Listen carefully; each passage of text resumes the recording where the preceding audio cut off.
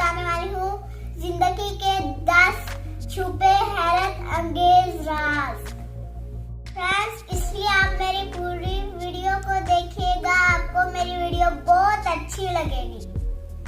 Number 1, जो बंदा तेज चलता है वो ज़हीन होगा। नंबर 2, जो बंदा ज्यादा बोलता होगा वो कम अक्ल होगा। नंबर 3, जो बंदा ज्यादा सोचता है वो अक्लमंद होगा। नंबर 4, जो बंदा ज्यादा रोता है वो मासूम होता है।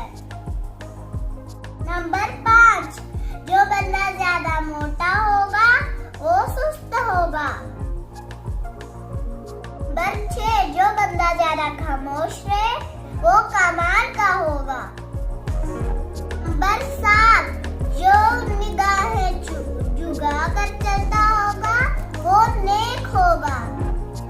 नंबर 8, जो ज्यादा खाता है वो सुस्त होगा। 9, जो ज्यादा हंसता होगा वो अंदर से खाली होगा। नंबर 10, जो ज्यादा पानी पीता है वो ताकतवर होगा। फ्रेंड्स, कैसी लगी आपको मेरी वीडियो? अगर आपको अच्छी लगी है तो मेरी वीडियो को लाइक करें और मेरे चैनल को सब्सक्राइब करें ताकि मैं जो भी वीडियो बनाऊँ वो आपके तक पहुंच सके। Bye bye friends.